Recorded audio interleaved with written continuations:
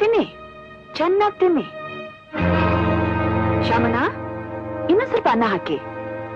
ತಿನ್ನೋದು ನಮ್ಮನ್ನ, ಮಾಡೋದು ನಮಗೆ ದ್ರೋಹ.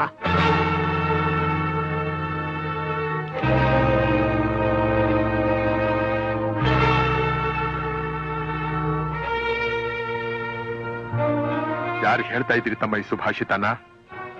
ಸ್ಟ್ರೈಕ್ ಮಾಡೋ ನೆಪದಲ್ಲಿ ತಂದೆ ಮಗಳಿಗೆ ದ್ವೇಷ ತಂದು ಹಾಕಿದ್ರಲ್ಲ ಅವರಿಗೆ, ಬೋನಸ್ ಬೇಕು ಅಂತ ಹಠ ಮಾಡಿ ನಮಗೆ 6 ಲಕ್ಷ ರೂಪಾಯಿ ನುಣ್ಣಗ್ ಮಾಡಿದ್ರಲ್ಲ ಅವರಿಗೆ.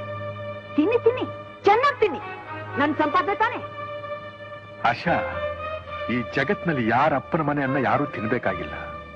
ದೇವ್ರು ಪ್ರತಿಯೊಂದೊಂದು ಅಕ್ಕಿ ಕಾಳಿನ ಮೇಲೂ ತಿನ್ಬೇಕಾದವನ ಹೆಸರನ್ನ ಬರೆದಿರ್ತಾನೆ. ಆ ಅಕ್ಕಿ ಮೇಲೆ ನಿಮ್ಮ ಹೆಸರ ಬರ್ದಿದೆ, ಇನ್ನೇ ನಿಮ್ ತಾತನ ಹೆಸರ ಬರ್ದಿದೆ. ಮುಚ್ಚೆ ಬಾಯ್ನ. ನೀನು ಮುಚ್ಚ ಬಾಯಿ. ಈ ಕಿವಿಯಿಂದ ಆ ಕಿವಿವರೆಗೂ ಬಾಯಿದೆ ಅಂತ ಕೂಕೋಬೇಡ. ನಿನಗಿಂತ ದೊಡ್ಡ ಗಂಟ್ಲು ನನಗೂ ಇದೆ. ಏನ್ರಿ ಏನ್ರಿ ಮಾಡ್ತೀರಾ? ನೀನ್ ನನಗೇನ್ ಮಾಡ್ಬೇಕು ಅಂತ ಇದ್ದೀಯೋ ಅದನ್ನೇ ನಾನ್ ನಿನಗೆ ಮಾಡ್ಬೇಕಾಗತ್ತೆ.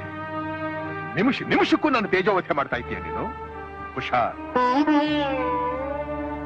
ಶ್ಯಾಮಣ್ಣವ್ರೆ, ಏನ್ ಸ್ವಾಮಿ? ಇಲ್ಲಿ ಬನ್ನಿ. ನಮ್ ಮದುವೆಗೆ ಮುಂಚೆ ಅಡಿಗೆ ಸಾಮಾನುಗಳು ಎಷ್ಟು ಖರ್ಚು ಮಾಡ್ತಾ ಇದ್ರಿ ನೀವು? 5,000. ಈಗ 5,500. 500 ಹೆಚ್ಚಿಗೆ ಯಾರು ಕೊಡ್ತಾ ಇರೋದು? ನೀವು. ಯಾಕೆ?